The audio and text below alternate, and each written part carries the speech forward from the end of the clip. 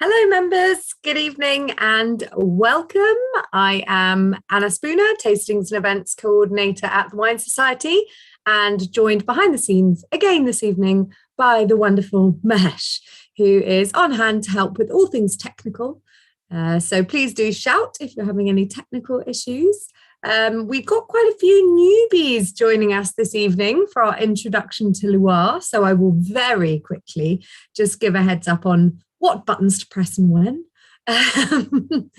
You can already see that the chat is a lovely place to speak to fellow members. You can let us know what you think of the wines, which ones you're drinking, but also if you do have any technical issues or any sort of sound problems, etc., you can pop a note in there. And Mahesh, who is signed in as the tastings team tonight, will be able to help. If you do have any questions, please use the Q&A button. The Q&A button for most people is on the bottom, but also it might be found at the top depending on your device. And the Q&A button is to ask me any pertinent questions. I'm going to try and answer them as I go, but if there's anything left over at the end, we'll try and zoom through a few. For those of you who've already joined in with a few sip size sessions, you'll know timing has not been my strong point thus far. I think last week was the first week we managed to do the 45. I'm going to try again. The nice thing is that knowing that this week is an introduction to the Loire, i.e. will be an overview, means that we can omit a few things. That's not because I don't want to talk about them. That is because we have opportunity to cover them more deeply and in another session, such as next week when we're going to do the red wines of the Loire. So I am going to be slightly more biased towards the whites tonight. I'm not, unfortunately, going to be able to cover the sparkling, the sweet, the rosé, because the Loire does it all. So I'm going to be slightly more biased to three particular grape varieties that are very special to the Loire.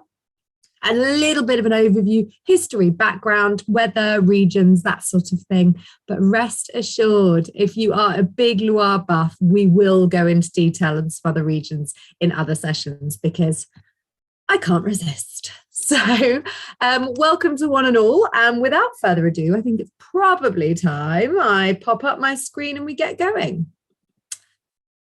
It's worth saying just to start, I know I waxed lyrical about the Rhone last week and a beautiful place to visit, but there are very few wine regions in the world, in my opinion, that are as majestic and magnificent as the Loire Valley.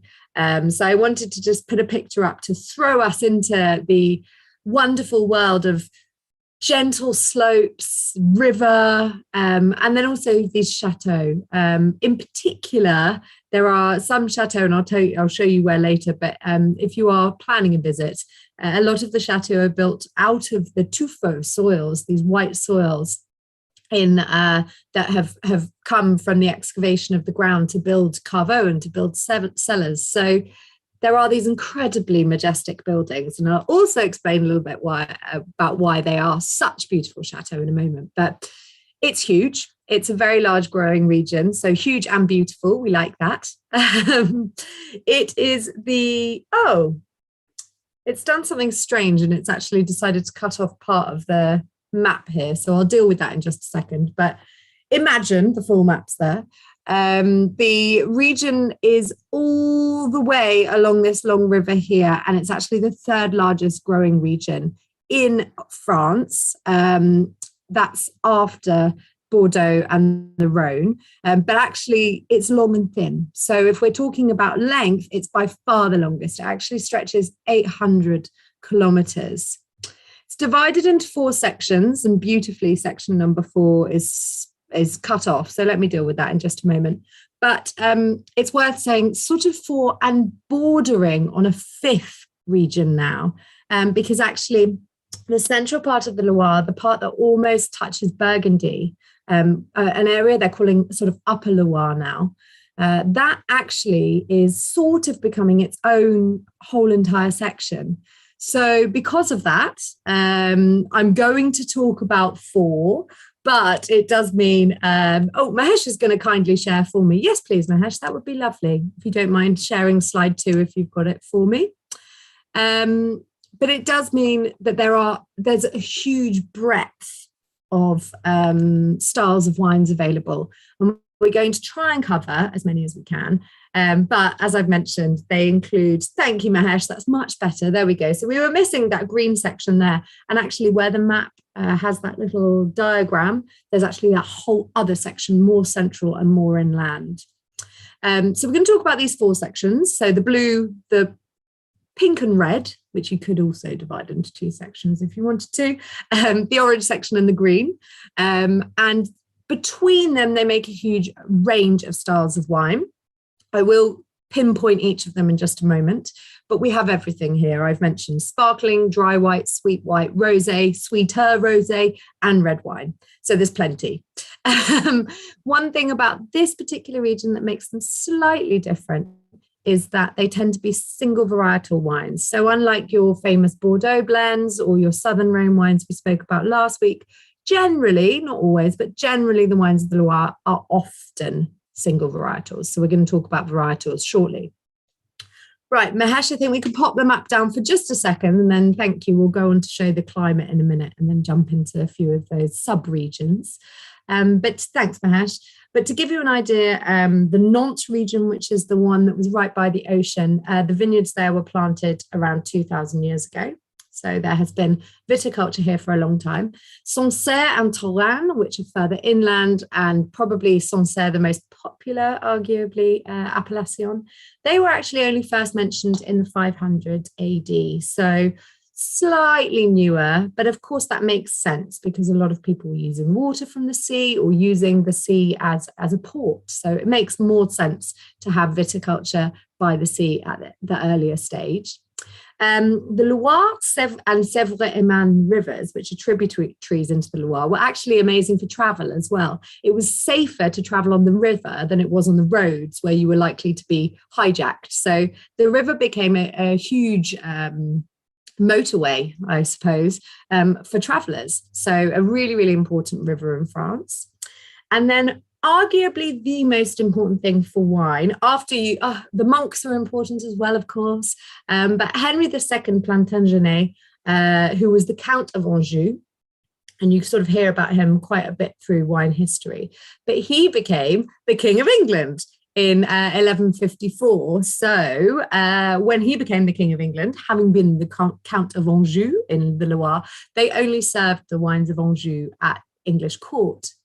And there's all sorts of other things that happen. Eleanor of Aquitaine, there's a Bordeaux connection. It's basically why Brits became obsessed, shall we say, with those Aquitaine wines. So the wines of the Loire and the wines of Bordeaux in particular. In 2000, it also became a UNESCO World Heritage Site, which did wonders for the tourism. And I believe, hopefully, has got the wines on a bigger world stage.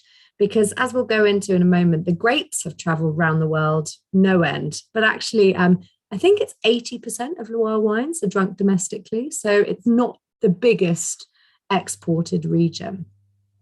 So next up, we've got a slide about the climate. And this is really important to talk about because actually for one region, the climatic differences are really, really varied. So Mahesh has a slide that it's a map from Vin de Loire that I hadn't seen before I started putting this together a couple of weeks ago. And I think it's a really good representation of influence. So if Mahesh doesn't have it, I should be able to get it up, this one. Mine's working now. Don't know why the last one wasn't. So I can get mine up for you. But effectively, there is a huge oceanic, or maritime, depending on what you want to call it, influence that comes from the coast, from the West Coast. And this has the biggest effect on the region that you probably have heard of, which is Muscadet. So let me get my map up here. Around the town of Nantes. And effectively, they've called it an oceanic climate, but I think in the wine world, we'd probably call it a maritime climate. There's a lot more rain throughout the year. The temperatures aren't as varied, high, hot summers, cooler winters. And so this particular part of the Loire grows completely different wine. So it actually focuses on a grape called Melon de Bourgogne. And if you've had a Muscadet or a Muscadet sur Lie or Muscadet Sèvre et Marne, that is what you're drinking. You're drinking Melon de Bourgogne. And we'll talk a bit about that grape in a moment, but I'm conscious we want to start tasting in a second. And sadly, we don't have a Muscadet here, but if you haven't tried one, I implore you. And I'll talk about that. I will talk about that wine in a moment, but a Muscadet and an oyster, it doesn't really get much better than that. And as you can imagine, by the sea. So we will go on to it in a second. But there's basically, they've called it here the buffer effect. And really what it means is that you're getting this sort of shift slowly from maritime, more rainfall, and that diurnal range being reduced. So a more temperate climate, constant weather. And the point at which it switches is actually pretty much Vouvray, which is not on this map, but the point at which it switches, where it basically turns from a rainier climate into a dry climate with warmer summers, cooler winters, and the grape varieties shift. So what happens is you've got your melon down at the Melon de Bourgogne, down at the seaside, let's call it. That shifts, and it shifts into, now this may or may not work. No, it hasn't. You can imagine it, unless Mahesh can pop it up for me. I don't know why the map's shifted. But that shifts into an area in the middle part where Chenin is really popular, dry styles and sweet styles. You also have Cabernet Franc, really popular here. Red, we'll go on to that shortly. That's the Saumur section here, where the Cabernet Franc is. So I apologize. Brilliant. Mahesh is overruling me. That's what we like, Mahesh. Thank you. So you've got your Chenin and your Cab Franc.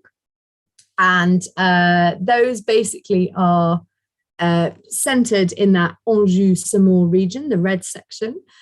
Then as you start to get warmer, it seems strange to do this, but you actually go into Sauvignon Blanc territory, and you might think, well, that doesn't seem quite right, but Sauvignon Blanc does need some warmth to ripen properly. So Sauvignon Blanc starts to become the more dominant, and you also get Cabernet Franc, still very good, but also some Gamay grown here.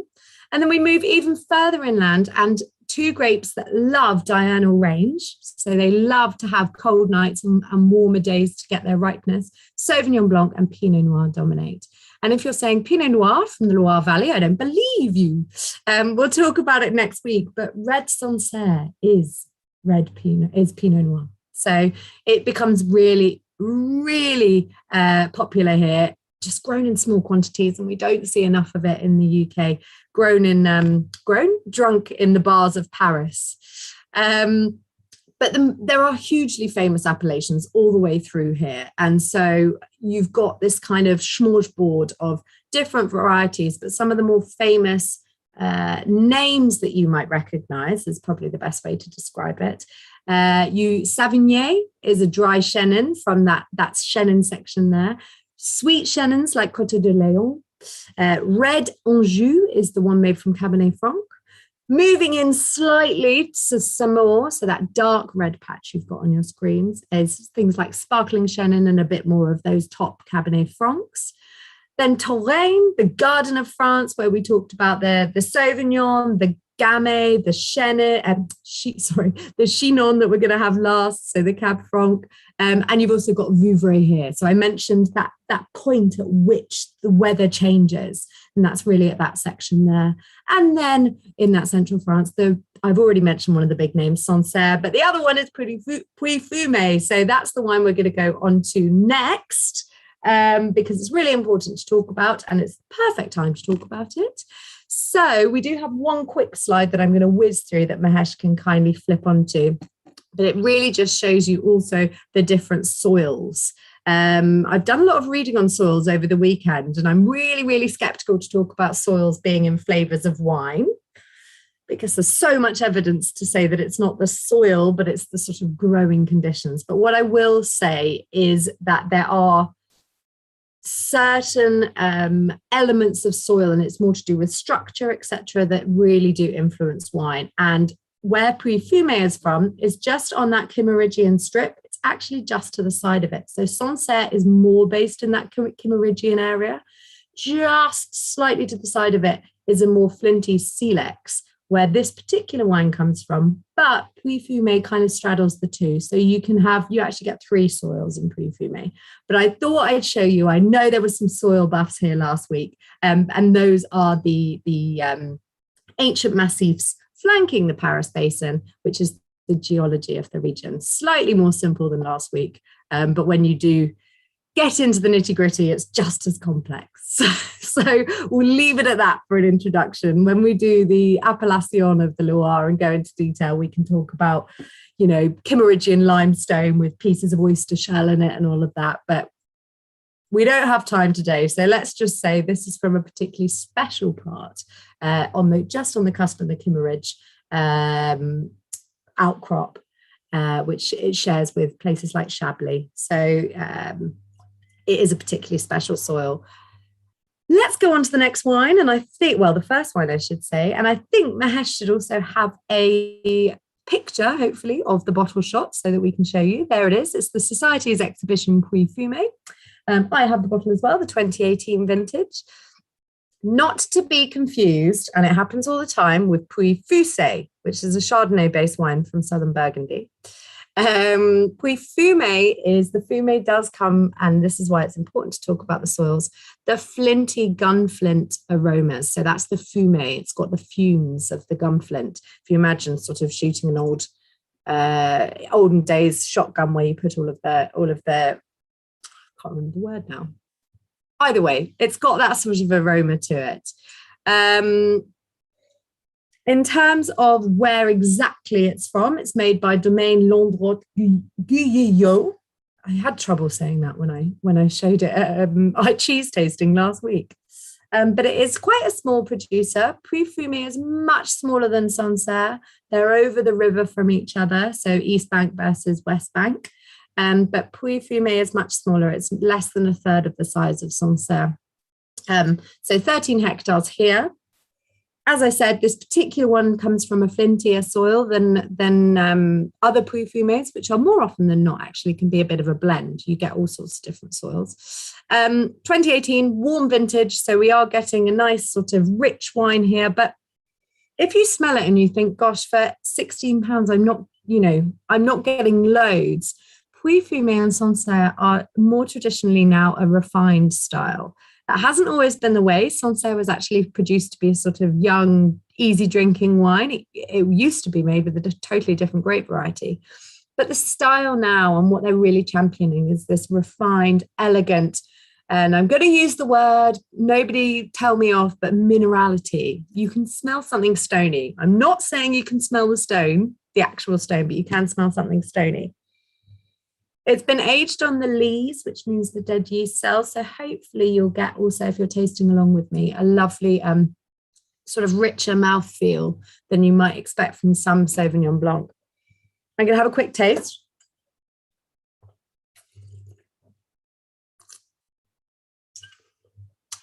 Yeah, it's got a lovely sort of extra bit of mouthfeel for me. It's not in any way thin. There's lovely texture, but you do get that stony sensation as well. One thing that Andrew Jefford said when he was reporting on the wines of Pouilly-Fumé is that the producers now are not really looking for that sort of classically overt Sauvignon Blanc. So if you're expecting something like a New World New Zealand Sauvignon, they're not looking for that. They're instead making what he referred to as a Northern French style of wine, i.e. refined like Champagne, refined like Chablis. So yeah, you're definitely getting kind of a very mature Sauvignon Blanc, in my opinion, here. So I think we've got one quick photo of the exact producer next on our slide up next. There we go, on the lovely riverbank there. And then the next slide, we're going to talk about varieties. And we'll just flash this up. Thanks, Mahesh. Because I think we should zoom through the white grape varieties. And we will zoom through the reds as well. But as I mentioned, I'm not going to put quite as much impetus on the reds today because you can join next week to do the reds. We've already mentioned Melon de Bourgogne, but let's go back to it because it's 30% of the vineyards here. It's that one right on the coast, or that's where it's produced, to make wines called Muscadet, Sèvres et Maine. The grape variety Melon de Bourgogne, as the name suggests, is actually from Burgundy. You can find very, very, very small amounts in Burgundy, but it's not really made at all into commercial wine now. So you'll find it grown, but not producing wine. You find in, I think, either all of the commercial melon, or certainly nearly all, is grown in this Muscadet region. And they are the only wines available to consumers made in this way. And if you have another one, do let me know, because I have researched it extensively and I can't find any other people in the world making Melon de Bourgogne. Why do they grow it here then? Why here? Well, it actually is quite a neutral grape variety, so it doesn't have a huge amount of flavour, but when you age it on the lees, like you can do here in this lovely right environment, so age it on the dead yeast cells, produces this great sort of almost salinity. People could say it can be like sea salt, and as I mentioned, that's one of the reasons that it goes so beautifully with seafood, oysters, etc. And the trend is becoming to keep it lees aged for even longer. So you're starting to get some old Muscadets, and they age really beautifully. So keep an eye out for those. Sauvignon Blanc is the next grown, but it's pretty much neck and neck with Chenin. It is a varietal native to the Loire. We have just tasted it, or hopefully some of you have. It's called semi-aromatic. So it's not a Riesling where it's an aromatic variety, or a Gewürztraminer where you get a lot on the nose, but it's not a Chardonnay where there's naturally not very much on the nose on a Chardonnay grape variety. So semi-aromatic. And as I said, native to the Loire, but you do get a range of styles. If you prefer a more overt, sort of grassy, green, apple-y, lemony version of Sauvignon, you might want to look for places like Touraine, which is actually more affordable, or to some Sancerre can be slightly more on the green herbaceous note as well. Whereas Pouilly-Fumé has this sort of, what's the word I'm looking for? It's very much aligned with being mineral and being stony, and hence the name. So if you're looking for a more overly Sauvignon, classic green gooseberry type thing, then there's plenty to be found in the Loire Valley. So have a hunt around. And then I am going to mention the final grape variety, which we're going to talk about. You can see there are others, a bit of Chardonnay grown, usually to top up some sparkling, Folle Blanche, d'Hiver, but we're going to talk about Chenin, because that is our next wine if you're tasting along with me. Chenin has another name in the Loire, Pinot de Loire, but more often than not, you'll see Chenin Blanc on the label. It is also native to the Loire Valley. Now, going back to where we were in terms of the map, I think the next slide might be the map, Mahesh, but I'm having to do that from my memory, so bear with me. Oh, no, never mind. Oh, we'll go back to, there we go. Thank you. So this particular, well, it ripens late, Chenin, and it adapts to a lot of climates, but in particular, it likes the Anjou and the Touraine in that middle section, so the two middle strips.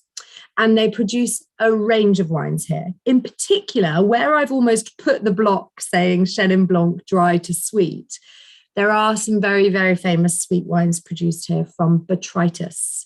And that is the rot, or the noble rot, that in very, very specific conditions, and those tend to be moist or damp mornings with dry afternoons, so perfect when you're next to a riverbed like the Loire. There's a rot that eats away at the grapes, and we don't have time to go into those wines today, but they are some of the most beautiful wines, and not all grape varieties can have botrytis affect them in an attractive way or at all, but Chenin is one of those varieties. So you can actually end up buying some very, very, very good Chenin Blancs that are botrytized, or at least late harvest sweet, for crazy low prices. For my 30th birthday, a couple of years ago, I bought my birth vintage on the Wine Society of a sweet Chenin, and it was, I don't know, it was about the £30 mark, £40 mark of a 30-year-old wine, and it was delicious. So you can get some amazing value here. We will go into it another time, I promise. But probably the most famous appellation for Chenin is Vouvray. And I've already mentioned it. It's at that cusp point where the weather changes. You can get sparkling Vouvray as well, which is Chenin based, but really the still wines of Vouvray are exceptional too. So it's grown everywhere, but those two middle pillars are definitely where it thrives and where the appellation system favors Chenin. In particular, in that dry to sweet block where I've put Chenin is where you're going to find it. So places like Coteau de Léon. So let's go on to this wine. And I think, sorry, Mahesh, to rush you back to this wine, but I think I've made Mahesh work for his supper tonight. I thought this was a really nice wine to include for a few reasons, but the Cady family are fantastic producers, but they are, and they're based on the hills of the Coteau de Léon, so where that dry and sweet Chenin sticker was. So by the Léon River that goes into the Loire in Anjou. And that's where they're based. But if we go on to the next slide, we will see that they've actually been hit by a horrific tragedy. They had a devastating fire. This is obviously pre-fire and post-fire. They had a devastating fire as well as spring frosts. And so Alexandre Cady, who produces some exceptional Chenins, has actually had to buy in grapes to produce this wine. And so that is why it's called Resilience. And I think it's a fantastic reason to support. He shows that he can basically make fantastic Chenin even from bought grapes. It does mean there are certain things that he really respects or thrives on that he hasn't been able to do. So he's very, very big on organics. He couldn't make this wine organic because he was getting what he could. And it was a low year because of the frosts anyway. The Loire can be quite badly hit by frosts, but you throw in the fire and you've got a terrible situation. So we can probably pop that down now. A sad photo, but I think it's important to talk about it and why I thought this wine was a special wine to use this evening. In terms of how he produced it, it's very much temperature controlled. He's not sort of overly oaking his Chenin. So it's a great way to find a pure expression of Chenin Blanc from the Loire. So let's have a little smell if you're tasting along with me. And yeah, Mahesh, we can pop that screen down if there's anything, if that's all right with you. Thank you, sorry. Whilst we're just having a smell, I've seen somebody pop up, is Chenin anything to do with the town Chinon? No, not to my knowledge, but it's a good question and one I've actually never considered. I would assume no, but I'm obviously now going to have to find that out. But in terms of what does Chenin smell like, I have to say Chenin has to be there is no grape, in my opinion, on the planet that can produce wine that are wines of top quality that can be dry, sweet, sparkling, botrytized. It can do everything. And it's not a jack of all trades. It does everything well. But classic aromas that you get from Chenin, I tend to get a little bit peachy, but I get peach aromas and apricot aromas. But one thing I get, and this is a bit, the name is escaping me. It's an Asian fruit that's a little bit like an apple. It's going to come to me. But I do tend to get those kind of orchard fruits. I would class it as an orchard fruit. It can be a bit lemony, but this one particularly for me is not. It is more apples, this Asian fruit that's escaping me that I'm going to have to tell you all about in the email tomorrow. And again, yeah, peaches, nectarines, apricots, those sorts of things. So let's have a taste.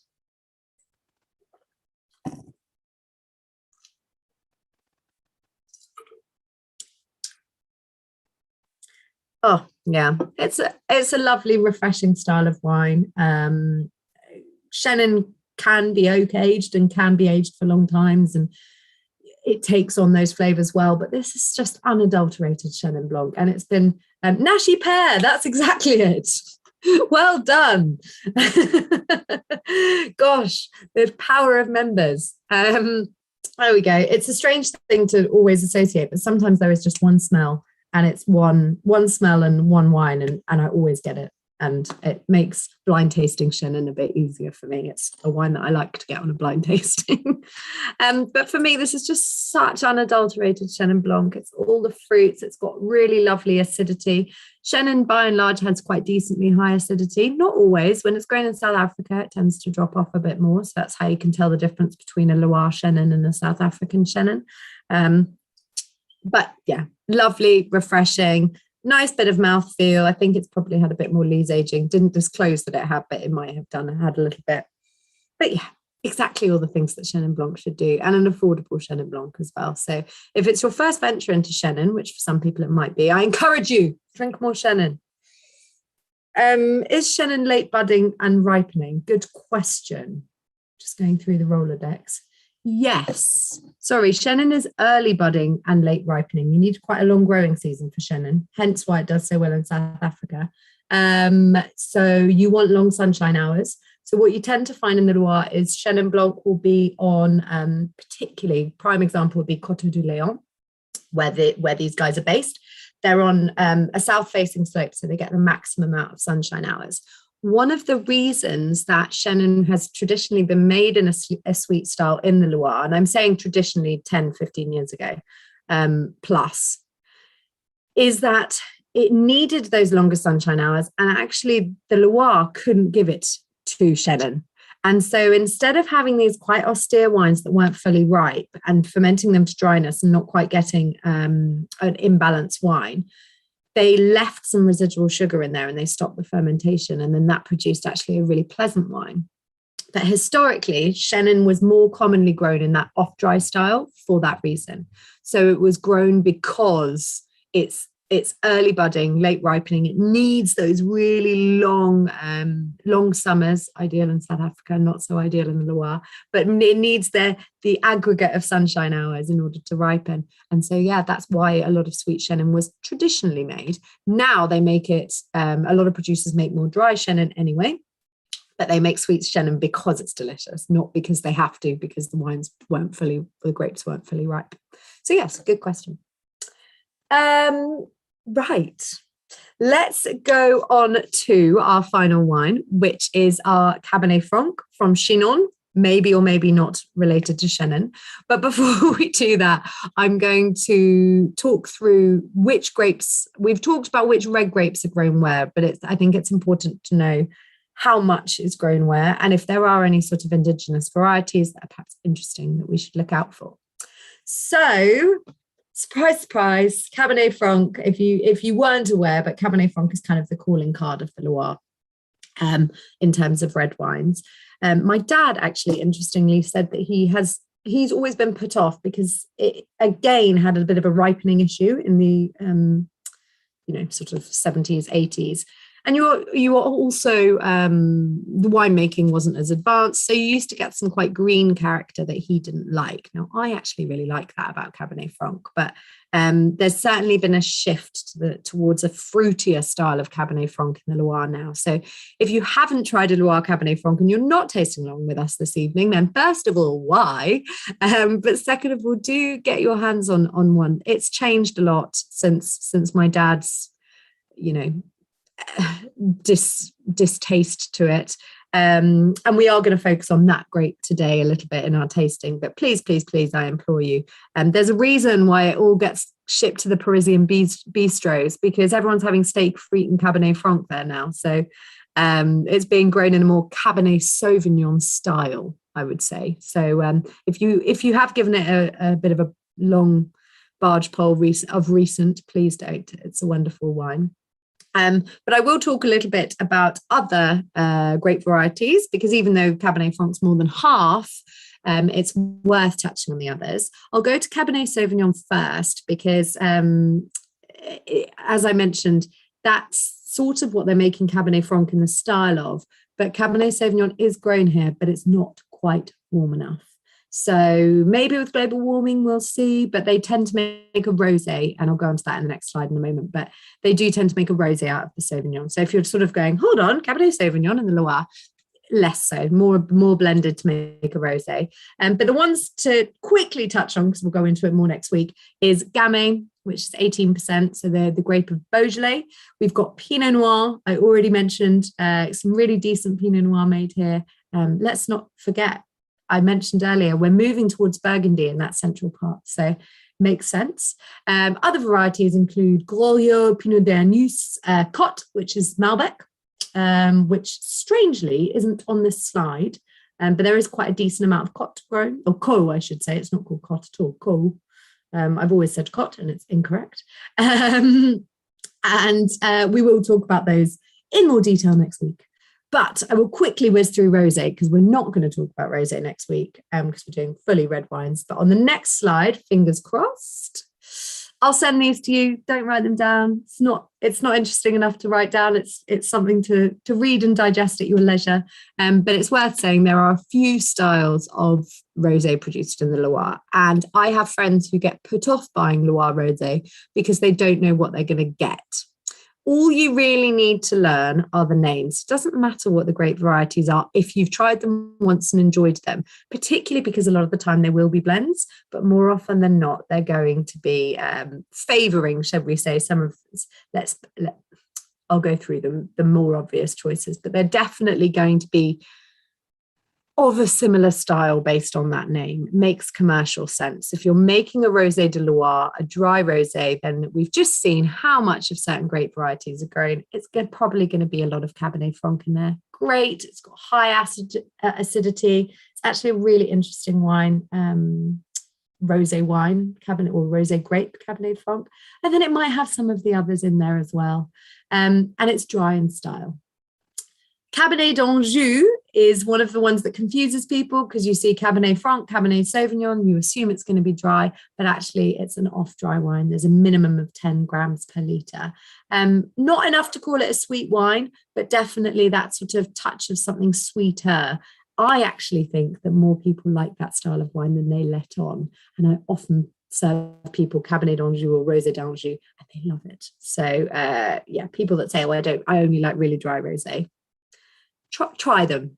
As long as you're not going in thinking it's a Provence wine, then you'll be all right.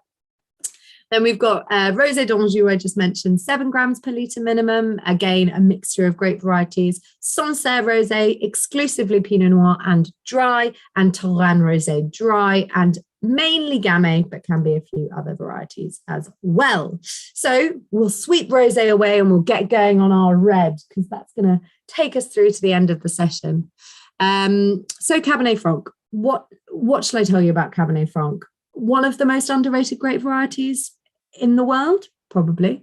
It's thought to have been introduced in about the 11th century to this region from the Basque region of Spain, but there's a bit of confusion. And it does have a local name, and that's Breton, as in a striped t-shirt. I nearly wore a Breton t-shirt today, but it's just too cold. But I think if I do an intro to Cab Franc webinar, I will have to wear a Breton t-shirt.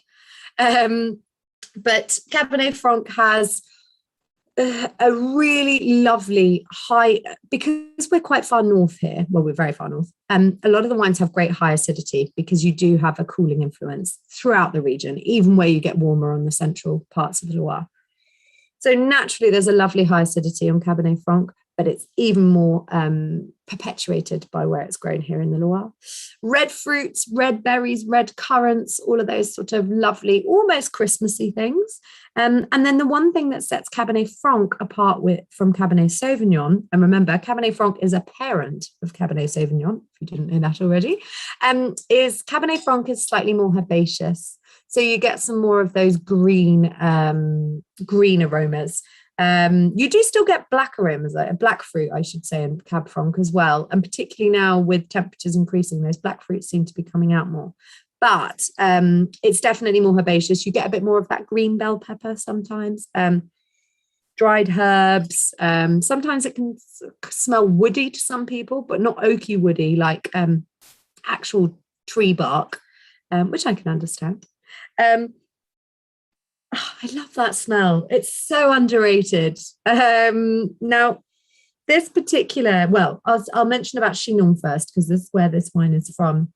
Chinon can actually produce quite a range of style of Cab Franc from, there's some sandy soils that make a lighter style, and then more gravelly soils that tend to make a kind of more intense and robust style. A lot of that's to do with drainage. Some of it's to do with heat as well, because the gravel soils tend to retain heat and allow the Cabernet Franc to ripen. But generally, both of those soils are going to give you the same sort of high acid, refreshing style. This particular blend by Domaine Noble is, they describe it as representing the whole vineyard. So Jérôme Billiard, who is the winemaker, says that basically that's implying that he's blended different parcels of the vineyard site. So this is not from the gravelly, not from the sandy. It's going to be a lovely blend. In terms of how he makes it, really lightly extracted. So don't expect this to be too much of a punchy wine. I think that's why a lot of people like it with steak frite rather than a big stew. You know, it doesn't need, it works beautifully with meat, but it doesn't need to be a stew, and it doesn't need to be heavy. The other very interesting thing about this particular producer is Jérôme has come back to the family winery, but he trained at Moex in Bordeaux, and then California, and then New Zealand. So he has quite an international background.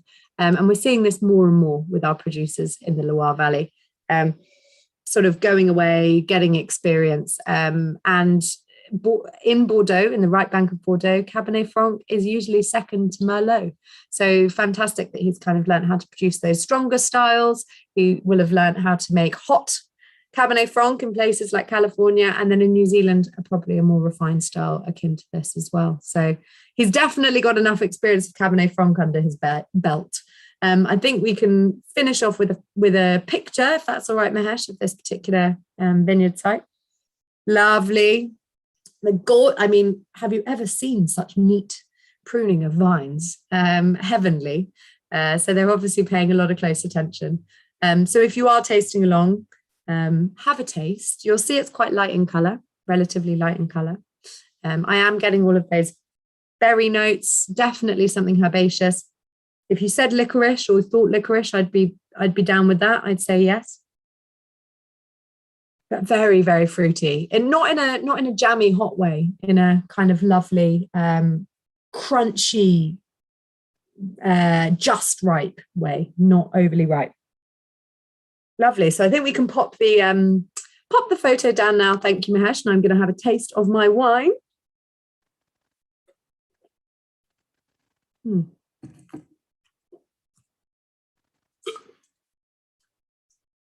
Exactly what you kind of want a Chenin to be. We've got a little bit of tannin. It's not a big, bold, punchy, in-your-face wine. I want to check the alcohol, actually. It's beautiful. Yeah, 13%. It doesn't feel...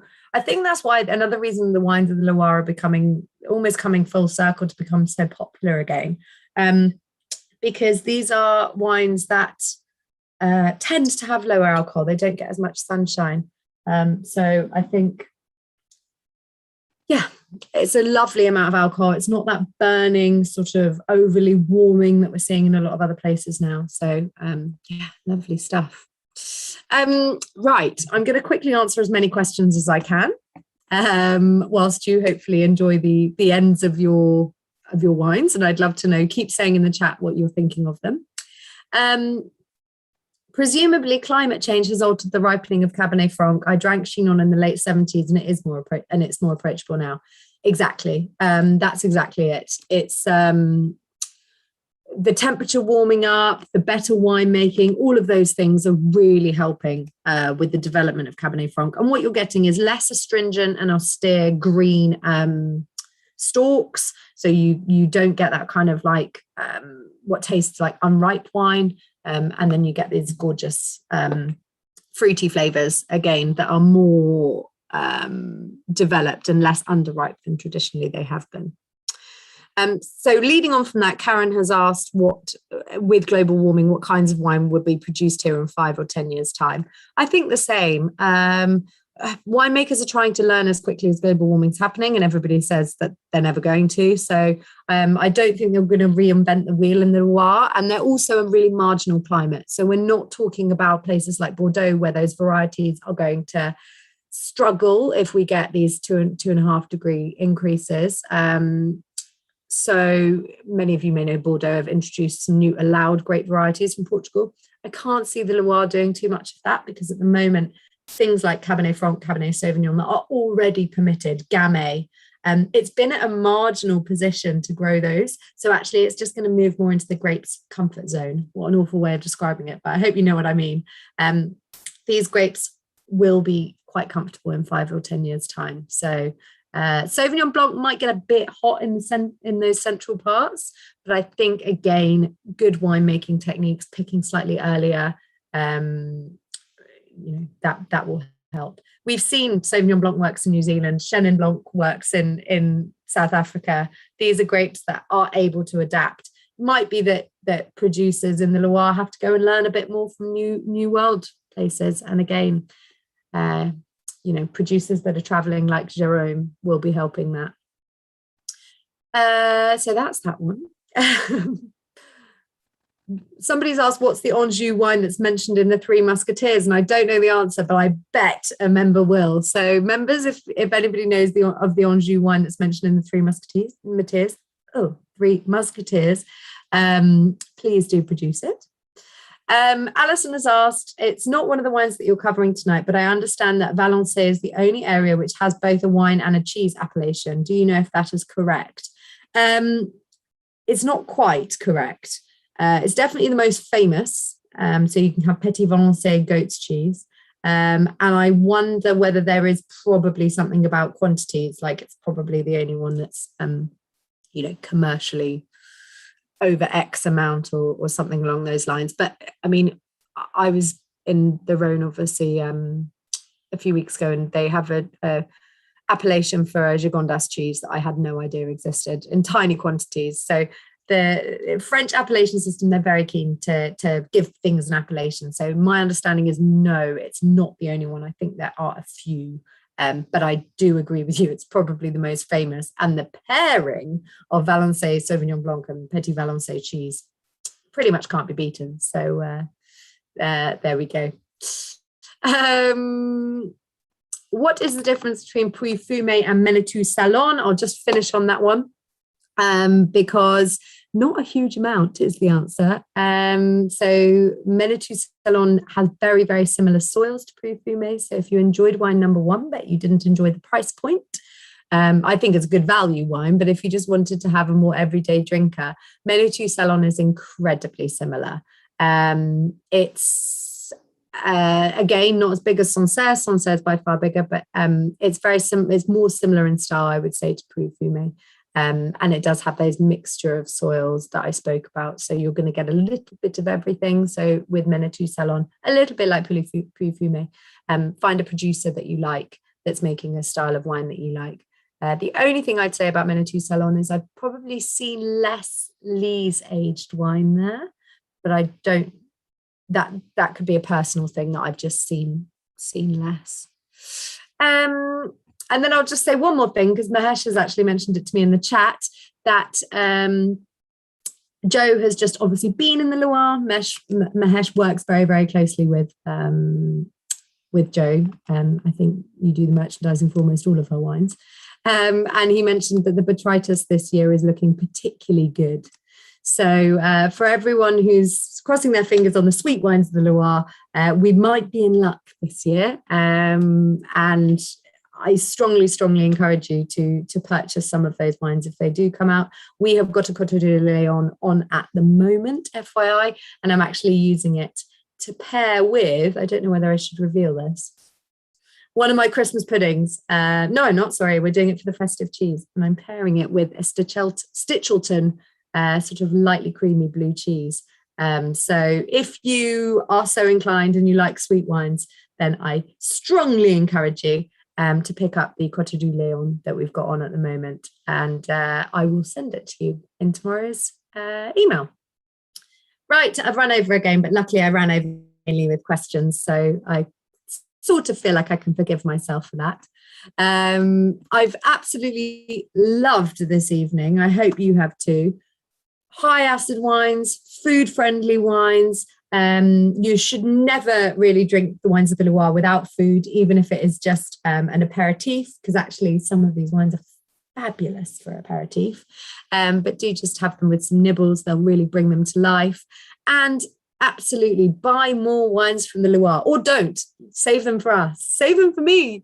But I can't recommend them enough. And if you've fallen out of love historically with the Loire, particularly thinking, they're slightly underripe flavors, etc., they are a thing of the past, and they're producing absolutely stonking wines. Which is why French keep 80% of them. So let's keep buying that 20% and make sure that we get more and more wines from this gorgeous region. So thank you very much, Mahesh. Thank you to members for joining us. I'm really excited. I'm not sure any of these wines are going to go with my dinner tonight, but I don't really care because I'm going to take my Chenin and I'm going to enjoy it whilst my husband finishes it for me. So cheers, everyone. I do hope to see you next week for the red wines. And I will be sending a follow-up email in the morning. So thank you all.